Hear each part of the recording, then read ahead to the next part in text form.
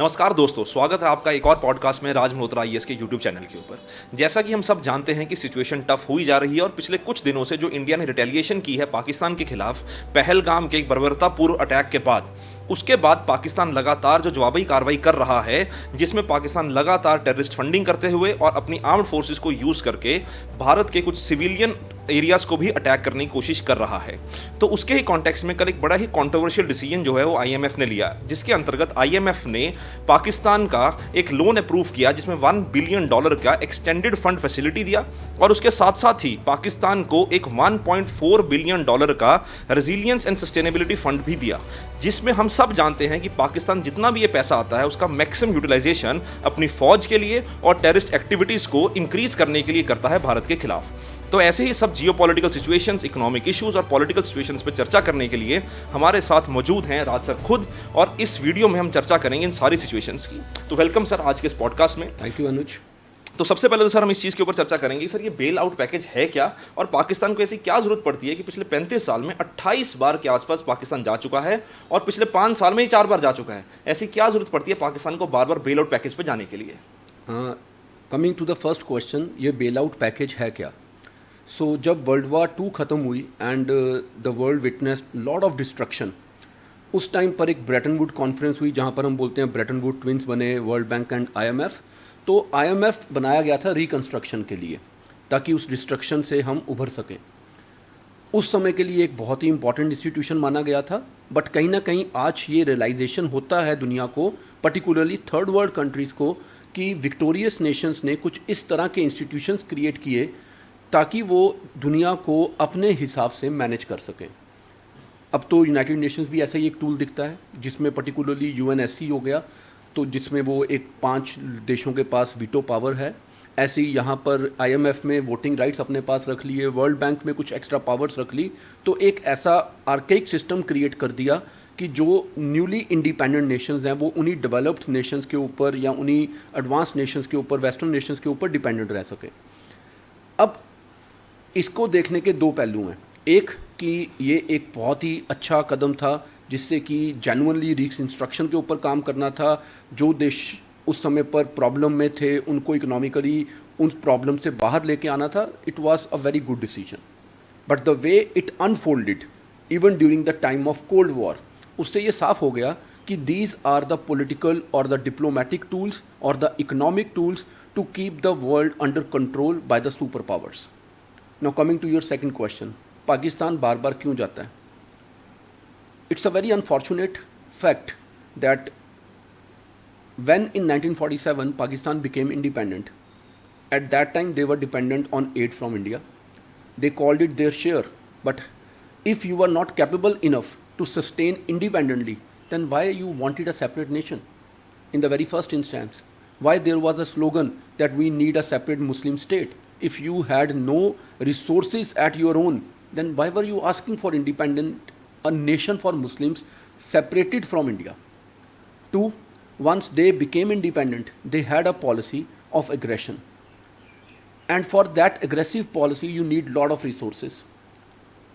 Again, a very unfortunate fact, they never cared for the well-being of their people, and the example can be seen in eastern Pakistan, which then became Bangladesh. And you can see the situation in Bangladesh as well, because the ideology was same on both sides of the border. So Pakistan kept on spending money on its military needs instead of investing on the development of their country for the welfare of their people, unlike India. And that is why today where we see India, we see that we have our own ISRO, we have our DRDO, we have Indians working all over the world, and we have IITs, IMMs and everything. I don't think anybody hear anything similar about Pakistan. So they have spent all their money on destruction, unlike India where we have spent money on construction, on development, on progress, on prosperity. And moreover, now that Pakistan has become habitually a beggar, so they keep on demanding money from others in the name of human rights or humanitarian grounds, but unfortunately they keep on spending the money in the stark violation of the basic human rights, the international order, which itself is archaic otherwise. So I suppose I have given answer to both of your questions. बिल्कुल sir. तो sir जैसे इतनी बार पाकिस्तान जा चुका है, जैसे आपने कहा कि पाकिस्तान ने किसी भी तरह की कोई डेवलपमेंट करी नहीं, तो इनका वीक इकोनॉमिक स्ट्रक्चर है, मिलिट्री ब्यूरोक्रेसी ओलिगार्ची वहाँ पे है, जैसे कि हमने पढ़ा ही हुआ है हमजा अलावी का जो कॉन्सेप्ट है, ये सारा कुछ होने के बाद पाकिस्तान को आईएमएफ लोन देता है और आईएमएफ हर बार एक कंडीशन लगाता है कि यहाँ पे स्ट्रक्चरल चेंज होना चाहिए, इकोनॉमिक चेंज होना चाहिए। तो ऐसी क्या कमियां हैं कि पाकिस्तान अभी तक इकोनॉमिक चेंज ही नहीं कर पा रहा है? उन इकोनॉमिक चेंजेस के लिए या स्ट्रक्चरल चेंजेस के लिए एक डेमोक्रेटिक स्ट्रक्चर का होना बहुत ज़रूरी है। And if we talk about the last 70-80 years of the existence of this rogue state, तो यहाँ पर डेमोक्रेसी सर्वाइव कब कर पाई है? The moment the democracy start breathing, तो मिलिट्री इस्टेब्लिशमेंट, डीप स्टेट आके उसको सफोकेट कर देते हैं। तो वो जो स्ट्रक्चरल रिफॉर्म्स की पॉसिबिलिटी रहती है वो वहीं पे ख़त्म हो जाती है। आर्मी वो रिफॉर्म्स कभी होने ही नहीं देती जिससे कि आर्मी की फंडिंग के ऊपर कोई रिस्ट्रिक्शंस लग जाएं, आर्मी की या डीप स्टेट की कोई अकाउंटेबिलिटी बन जाए। I don't think the way we have the institutions like the Comptroller and Auditor General in India, the powers that they enjoy under the provisions of our constitution, ऐसी कोई powers Pakistan में CAG के पास होंगी जैसे हमने election commission को independence दी है। I don't see any such independence in Pakistan. To a large extent, the only institution which seems to be little independent or autonomous in Pakistan, what I used to believe was judiciary. But military establishment had made so strong a control over even the judiciary in Pakistan that there is only one institution, that is defense. Others are just an imaginary, illusionary institutions which are taken care of as a shadow of the army of Pakistan. तो sir जैसे कि आपने बताया कि army of Pakistan, तो जैसे मैं एक पढ़ भी रहा था वहाँ पे लिखा था कि पाकिस्तान की जो पूरा इकोनॉमिक स्ट्रक्चर है वो बेसिकली आर्मी कंट्रोल्ड है, कि वहाँ पे मैन्युफैक्चरिंग किया साबुन भी बिकता है, उसका पैसा भी जो है वो पाकिस्तान आर्मी के फंड में जाता है, वो पाकिस्तान आर्मी ही कंट्रोल करती है।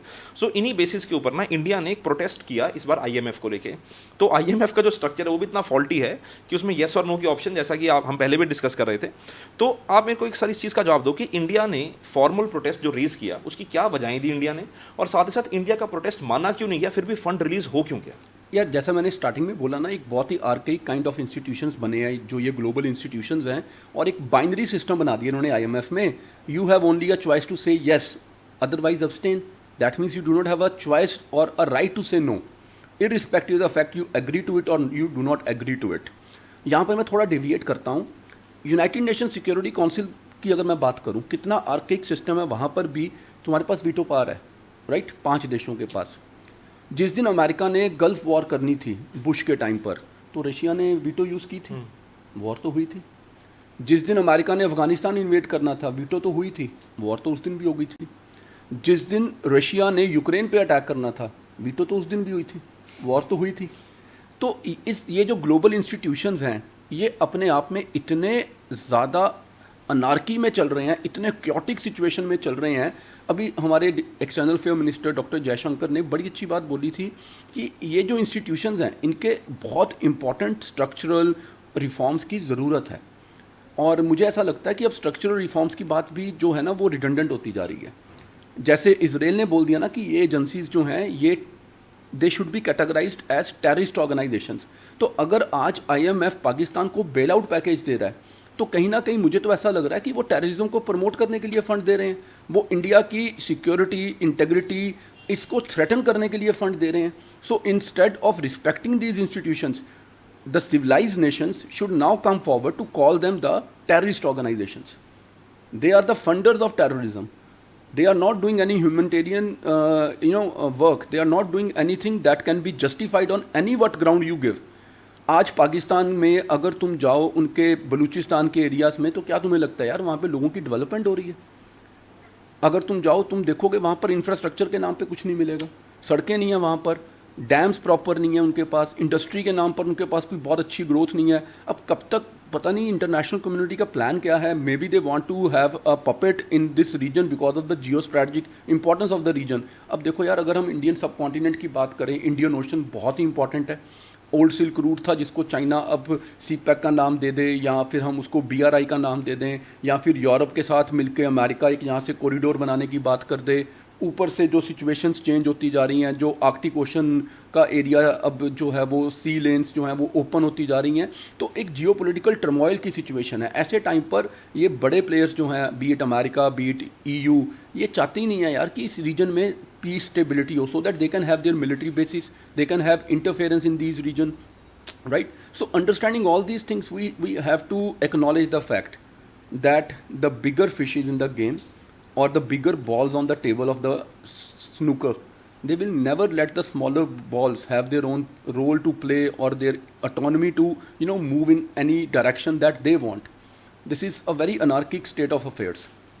तो सर जैसे आपने इसमें जियो पॉलिटिक्स की बात करी, बड़ी प्लेयर्स की बात करी, तो जैसे आईएमएफ में यूएस है, बाकी कंट्रीज़ भी हैं जो major major western developed economies भी हैं, फ्रांस है, यूके, हम सबको पता है कि यार कि ये जो कंट्रीज़ हैं ना, अगर ये चाहें तो पैसा रुक सकता था, अगर ये चाहें तो पाकिस्तान को मजबूर किया जा सकता है अपनी टेरर आउटफिट्स के खिलाफ एक्शन लेने के लिए।